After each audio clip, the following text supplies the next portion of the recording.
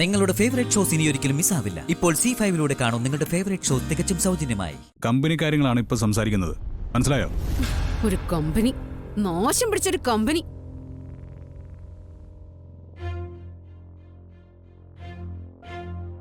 ഇവിടെ എന്റെ ജീവിതത്തിന് ഒരു വിലയില്ല. 24 മണിക്കൂർ ഒരു കമ്പനി. ഐശ്വര്യ, ഞാനും വസുവും എന്റെ മക്കളെ പോലെ വളർത്തിക്കൊണ്ടുവന്ന കമ്പനിയാണ്. അതിവിടെ എല്ലാവർക്കും വലുതായിരിക്കും. എനിക്ക് എന്റെ ജീവിതമാ വലുത്. അതെ, ആ കമ്പനി ഈ കുടുംബത്തിലെ എല്ലാവർക്കും വലുതാണ്.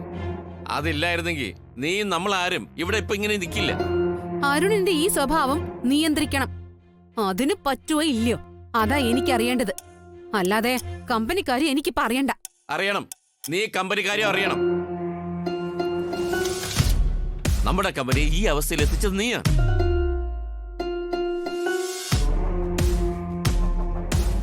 ഞങ്ങളെല്ലാവരും മാറി മാറി പലതവണ നിനക്ക് താക്കീത് തന്നതാണ്. നീ വീട്ടിലെ മോളല്ലേ, നീ നന്നാവും, കമ്പനിയെ നന്നാക്കും എന്നെല്ലാവരും കരുതി.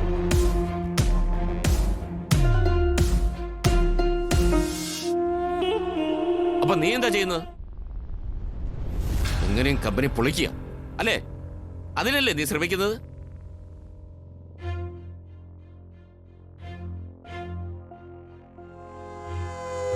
അച്ഛാ, അതിന് ഞാൻ വേണ്ട, ഇനി നിന്റെ കൂടുതൽ എക്സ്പ്ലനേഷൻ ഒന്നും വേണ്ട.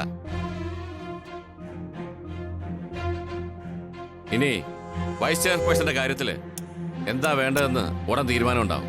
അച്ഛാ ക്ഷമിക്കണം, ഞാൻ അപ്പോഴത്തെ ദേഷ്യത്തിന് അറിയാതെ.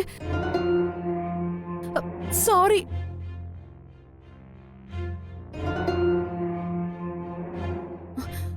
ആദ്യേട്ടാ, അങ്ങനെ ഒരു കടുത്ത തീരുമാനം വേണോ? അമൃതേടത്തി, ഒന്ന് അച്ഛനോട് പറ. നിങ്ങൾ രണ്ടാളും പറഞ്ഞ അച്ഛൻ കേക്കും.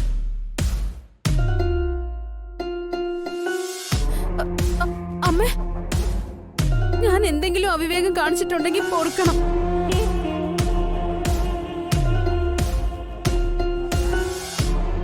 അമ്മ അച്ഛനോടൊന്ന് പറയണം. ആനന്ദേട്ടൻ പറഞ്ഞത് കേട്ടില്ലേ? ഞങ്ങൾ മക്കളെ പോലെ വളർത്തിക്കൊണ്ടുവന്ന കമ്പനിയാ. അത് തകരുന്നത് സഹിക്കില്ല. അമ്മേ, അപ്പൊ എല്ലാവരുടെയും അഭിപ്രായം ഐശ്വര്യ കേട്ടല്ലോ. വൈസ് ചെയർപേഴ്സൺ സ്ഥാനം സ്വയമായിട്ട് രാജിവെക്കുന്നോ അതോ നിർബന്ധിച്ച് രാജിവെപ്പിക്കണോ?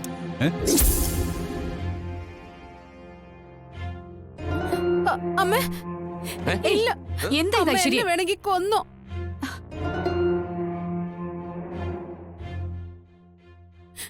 രാജിവെക്കാൻ മാത്രം പറയരുത്, പിന്നെ എനിക്ക് ജീവിക്കാനാവില്ല. ഞാൻ മരിക്കും, ഉറപ്പായിട്ടും മരിക്കും. എന്താ ഐശ്വര്യ കാണിക്കുന്നേ? എഴുന്നേറ്റേ. എനിക്ക് വേറെ വഴിയില്ല. അമ്മ എന്നെ കൈവെടിയരുത്, ഞാൻ ചാകും. ഐശ്വര്യ, എന്റെ കാലിന്ന് വിട. വിടില്ല. അമ്മയുടെ കാലിൽ കിടന്ന് ഞാൻ മരിക്കും. ഞാൻ വിടില്ല. നീ എഴുന്നേക്ക് ഐശ്വര്യ.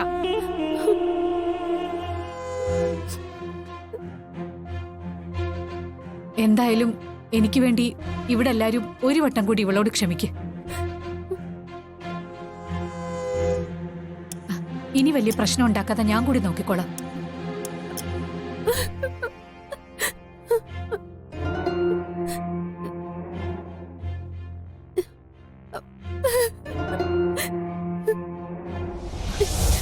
ആന്റേട്ടാ, എഴുന്നേക്ക് ഐശ്വര്യ. അമ്മ, എന്നെ ഉപേക്ഷിക്കല്ലേ. ഞാൻ സാവകാശം ആനന്ദേട്ടനോട് സംസാരിക്കാം, വേണ്ടത് ചെയ്യാം. ഉറപ്പാണോ അമ്മ?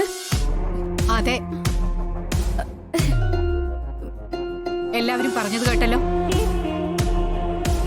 ഇനി കമ്പനിയിൽ നിന്റെ ഭാഗത്തു നിന്നും ഒരു കുറ്റം ഉണ്ടാവാൻ പാടില്ല. ഞാൻ ഏറ്റമ്മേ. ആദ്യോട് ഞാൻ പറഞ്ഞ് ശരിയാക്കാം. നല്ല അമ്മ. ശരി.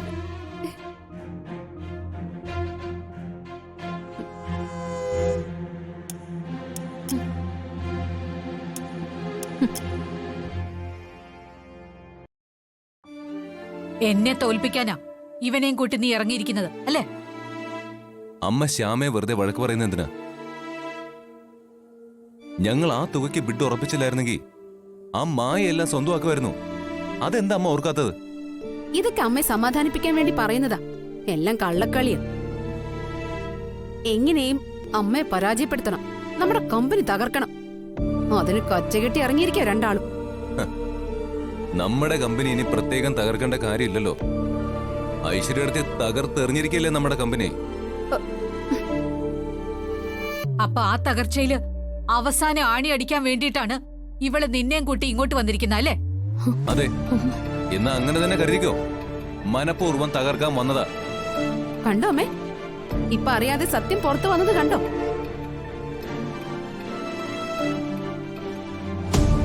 ഇപ്പൊ മസാല കമ്പനി തുടങ്ങാനുള്ള മിഷനറീസ് ഞങ്ങൾക്ക് കിട്ടി. ആ സഹകരണ സംഘത്തിൽ നിന്നും സ്പൈസസും യഥേഷ്ടം കിട്ടും. ഇനി ഞങ്ങളുടെ പുതിയ കമ്പനി തുടങ്ങും. ഞങ്ങളുടെ പുതിയ കമ്പനി ഉദ്ഘാടനം ചെയ്യുന്നത് അമ്മയായിരിക്കും. നോക്കിക്കോ. ഇത് മനഃപൂർവ്വ തകർന്ന കമ്പനിയുടെ ഉടമയെ തന്നെ ഉദ്ഘാടനത്തിന് വെക്കുന്നത് അവിടെ വെച്ച് നാണം കെടുത്താനാ. അമ്മ സൂക്ഷിക്കണം. കണ്ടില്ലേ, ഈ ഉപദേശം കേട്ട് കേട്ട് തന്നെയാ ആ കമ്പനി ഇപ്പൊ ഈ നിലയിലായത്. ഇനി കൂടുതൽ ഉപദേശം കേട്ട നമ്മുടെ കുടുംബം കൂടി തകരും. കേട്ടോ അമ്മേ, ഇവരുടെ പ്ലാനിങ് കേട്ടോ? ഇനി നമ്മുടെ കുടുംബം കൂടി തകർക്കൂന്ന്.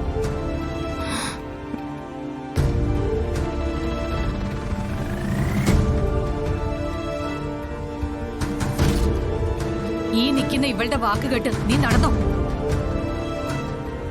തകരുന്നത് നമ്മുടെ കമ്പനി കുടുംബമാവില്ല, നിന്റെ ജീവിതം. എന്റെ അഖിമാന്റെ ജീവിതം തകരുന്നത് എനിക്ക് സന്തോഷമല്ലടാ.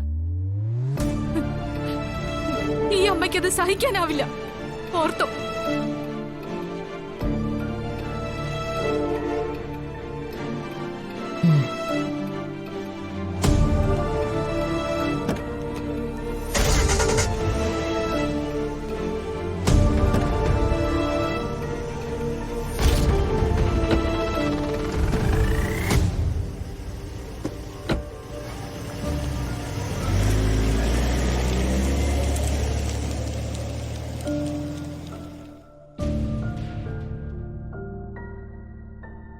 നമ്മൾ നല്ലതിന് വേണ്ടിയിട്ട് ഇതൊക്കെ ചെയ്ത്, പക്ഷേ അമ്മ നമ്മളെ തെറ്റിദ്ധരിച്ചു.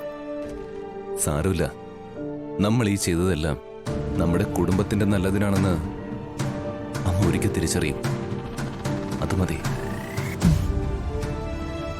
എത്ര നന്മകൾ ചെയ്താലും കുറ്റമെല്ലാം എന്റെ ശ്യാമയ്ക്ക് വന്നു ചേരുന്ന, അതാ എനിക്ക് വിഷമം. അത് സാരമില്ല. എനിക്കിത് പുതിയ കാര്യമൊന്നുമല്ലല്ലോ. അച്ഛൻ്റെ അമ്മയുടെ നല്ലതിനു വേണ്ടി നമ്മൾ ഇക്കാര്യം ചെയ്തു. ആ മനസ്സംതൃപ്തി മാത്രം മതി എനിക്ക്. ഡൗൺലോഡ് ചെയ്യൂ C5 ആപ്പ്. കാണൂ എല്ലാ എപ്പിസോഡുകളും സൗജന്യമായി.